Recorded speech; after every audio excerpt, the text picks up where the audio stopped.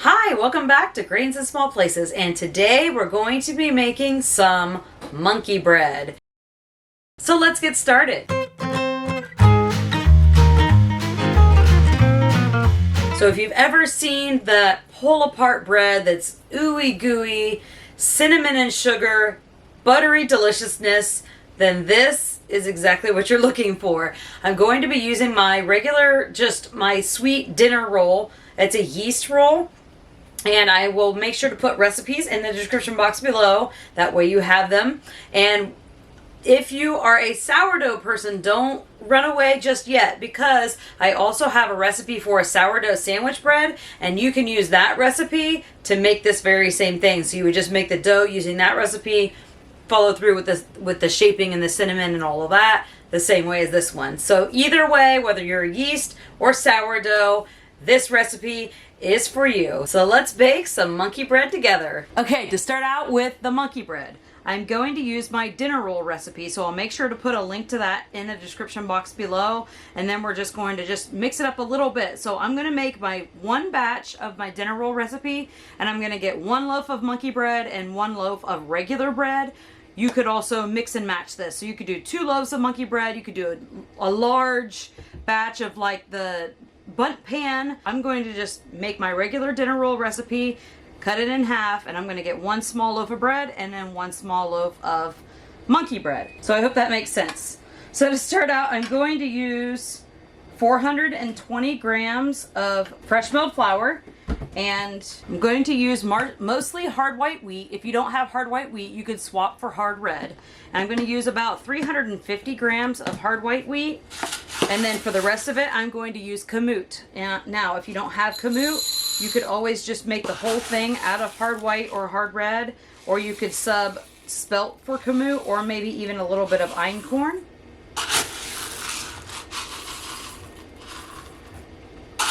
Or you can just make the whole thing out of the hard white wheat without even adding any of the kamut to it. I always go over a little bit while I'm talking. I'll also make sure to put a link to these little everyday grain bins that I have in the description box below. I get a lot of questions about these, and then I'll have a link below for pretty much everything that you see me using in the video. And I do have a coupon code for the grain mill that I'm going to be using, and I'll share that with you here in just a little bit, because I find when I'm talking it's hard for me to measure. Okay, 423, I'll accept that. I'm going to go ahead and take this on over to my grain mill. And that coupon code I was talking about earlier is grainy, and you can use that coupon code to grab $20 off your grain mill, or any of the mixers or grain mills, or any of the items at Nutrimill.com for Nutrimill and Bosch. Okay, so while you're milling your flour, you can go ahead and weigh out your water and the rest of your ingredients. So I'm going to just zero this out. I need about 240 grams of warm water. Okay, 240. So I'm going to go ahead and set this to the side, and I need about 4 tablespoons of butter, and I want this to be softened butter. So what I'm going to do is, before I heat up my water, I'm going to go ahead and add in my butter, because this is not softened. I forgot to get it out like I normally will put things out the night before when I think about it. So I'm just going to go ahead and chop these up, and they don't have to be completely melted, but if they're not softened at least a little bit, it'll make them hard to incorporate throughout the dough.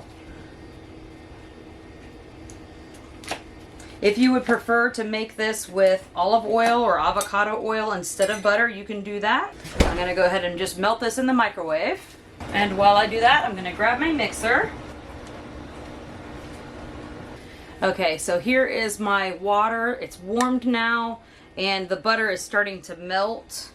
Like I said, it doesn't need to be melted all the way, but this is pretty softened now. Okay, let me slide that back.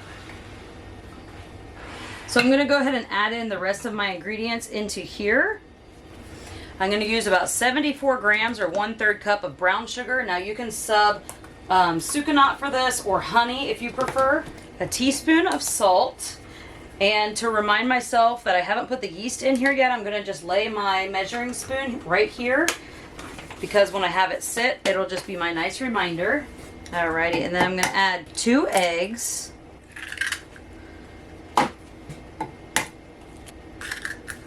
Wash my hands. Alright, I'm just gonna give this a nice mix to incorporate everything.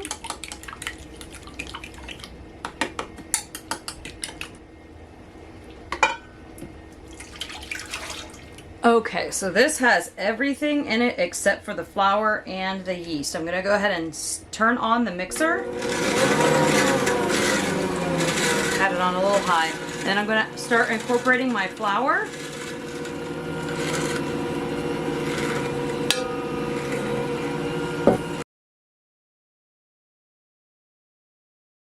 Okay, so really at this point, I'm just looking to get all of the dry flour hydrated and incorporated, so I don't want any dry flour left right here, but we're not actually starting the kneading process yet.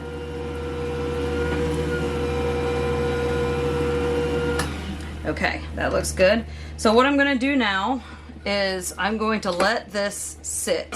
So this is called autolyze step, and this is going to allow my fresh milled flour to start absorbing the liquid and let the bran soften. This is not a step that is something you should skip. So you want to make sure that you do actually let it sit, because this makes our kneading become so much easier. So I like to let it sit for at least 15 minutes, but 20 minutes to a half an hour is best. And then you can even let it go up to 2 hours. I've had some people report to me they do it overnight and are happy with their success. But I find that 20 to 30 minutes is about that sweet spot. And I still have my measuring spoon out to remind me to put the yeast in after we're done with this rest period. So I'll be back right as soon as the rest period is over. Okay, it's been sitting for a little over 20 minutes now, and I'm going to be putting in my yeast. And I'm using instant yeast. If you were using active dry yeast, this would be when we had the rest period. That would be the time that you would want to proof your yeast. Just take a little bit of the water and a pinch of sugar out of the recipe, and then proof your active dry yeast, and then now is when you would pour it in. And that's when we're going to go ahead and put in our instant yeast. And remember, we left this out here so we would remember to put our yeast in. That's my little reminder tip. So I'm going to use 2.5 teaspoons.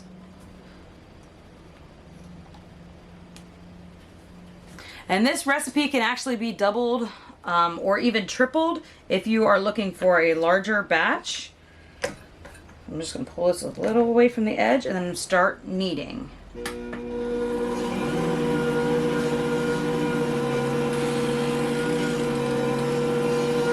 Just make sure everything gets mixed in, which will happen on its own. I don't have to do this. I just kind of enjoy doing this. So I went ahead and set my timer on my Anchor Swim mixer to 8 minutes, and then I'm going to come back and check on this. And then I also just want to glance every once in a while just to make sure that things aren't already kneaded, because the kneading times can vary greatly. So we will be back once the kneading is done. If you have problems getting the kneading how you like it, I recommend watching the video that I have on focaccia. I stop and I show the different textures that your dough goes through so that you know to understand your dough rather than looking at the time on the clock. So I'll try to put a link in the description box or up here somewhere, wherever, to watch that focaccia dough recipe, because that one I'm also making with 100% fresh milled flour, and I just give you some tips and tricks on that. So if you want, after you watch this video, jump over there and take a look at that one. So I'll be back after it's done kneading. Okay, so you saw in the beginning, before I let this rest, before I started kneading, that this was such a wet batter that looked almost like muffin batter. And I know if you're a baker that's used to working with white flour, you would want to keep dumping in the flour until it forms a ball like this. But I have not added any extra flour. All I did was time and then kneading. And now it's up into a ball, perfectly how I want it. It's just about done kneading. It's been about 16 minutes or so now, but I just wanted to show you that the time and the kneading will bring this dough together, even though it seems so super wet in the beginning, and it's very different from white flour. But if I were to put flour at the beginning in this until it starts pulling away from the bowl like many recipes call for, then this right now would be so dry. And then it would never come to a window pane. It would never get that nice stretchy gluten that we want. So 16 minutes is over now. I'm going to go ahead and wet my hands. Anytime you want to touch the dough, it's very sticky, so it helps to have oiled or wet hands. See how nice and stretchy this is? I'm able to get a window pane. Perfect. So what I'm going to do is go ahead and just spray this with some oil, and it's okay if you get some dough on the back of your scraper like this. I always just put it right in there with my rest of my dough. So you can see it's very stretchy. Okay, I'm going to pull this out, and then I'm just going to spray this with some olive oil. But yeah, you can see it's still a very wet dough, but we have nice stretch to this dough. It wants to stay together without breaking. So let's go ahead and spray that so it doesn't stick. And we're going to allow this to rise for about 1 to 2 hours depending on the temperature in your house.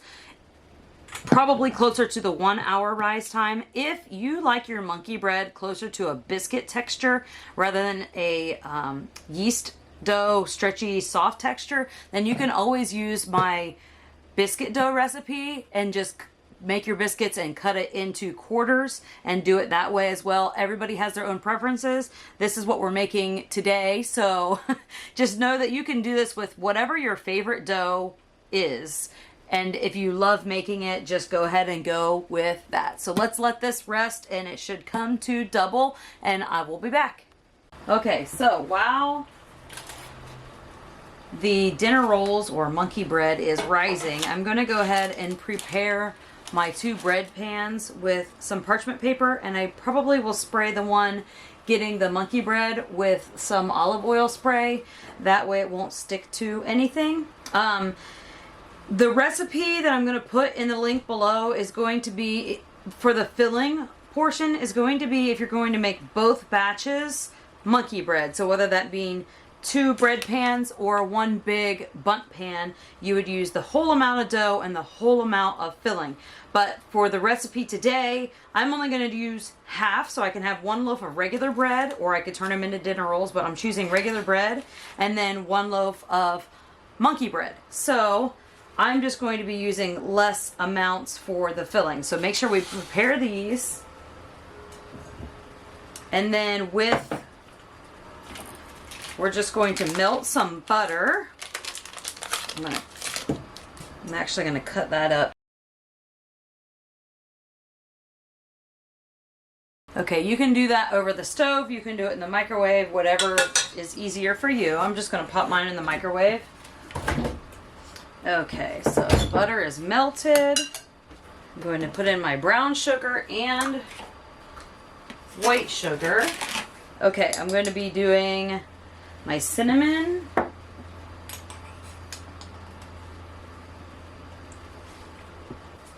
Okay, and that should give me a nice, beautiful blend to roll my little dough pieces in. There are other ways you could do this. You can do, like, you can just shake the dry ingredients onto your dough. That works fine. You can do that and then pour the butter over top. You can melt this completely and just basically drench your dough with it. So I'm just going to do this today. That looks nice and ready to go. So as soon as everything is doubled, we want to make sure this isn't too hot. So we want to be able to touch this without scalding our hands. Otherwise it will kill our yeast and we will lose our second rise. So I'm going to go ahead and set this to the side and we will wait. There's only about probably, it's almost double in size. So I'm going to set it all to the side because we're going to end up going ahead and shaping it right here, and I will let you know.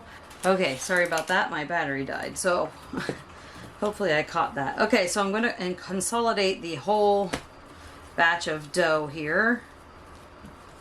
And then I'm going to just cut it in half.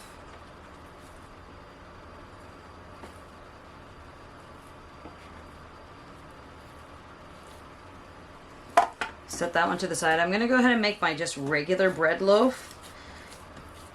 So this is just showing you could make just regular bread loaf with my dinner roll recipe if you enjoy that recipe. You could make 2 loaves of that rather than the monkey bread, or get creative with it. It's pretty versatile recipe. I really like to use it. So I'm just making sure I have some surface tension on here when I shape this.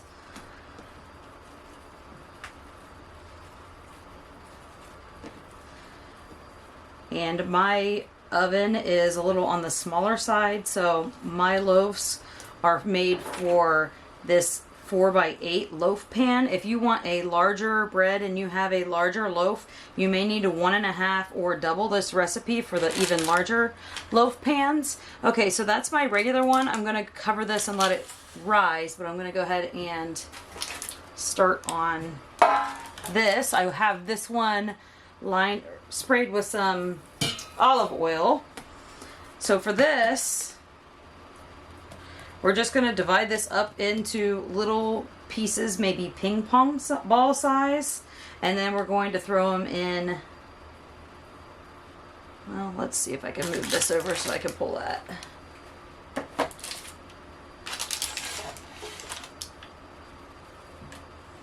Let's try to make this work. Okay.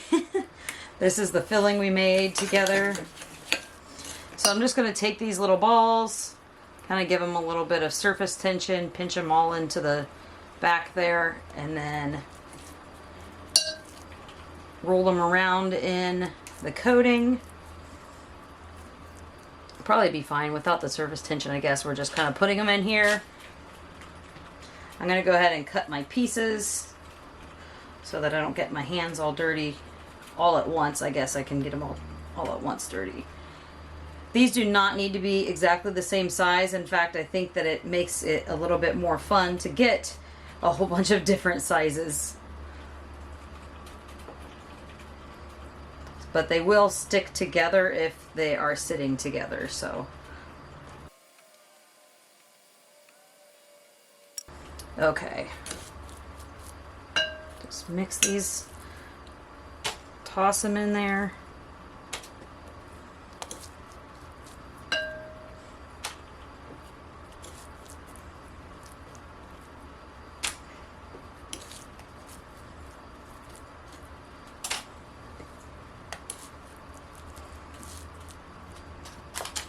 Okay, and if you have any extra of the filling, I just like to go ahead and just sprinkle it in here.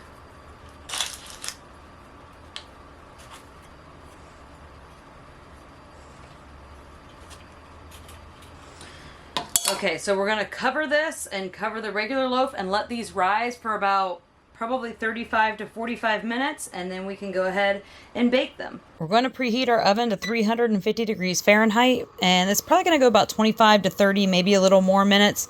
You want to make sure that you check the temperature of the center of your loaf, and you're looking for 190 degrees Fahrenheit, and then you know it's done.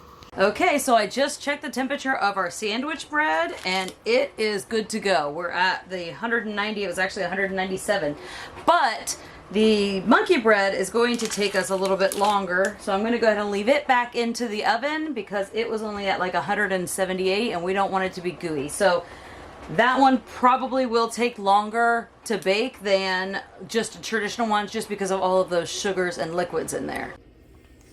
Okay, and here it is. I'm going to let it sit and cool in the pan for about 5 to 10 minutes, and then we will turn it out and I'll bring you back.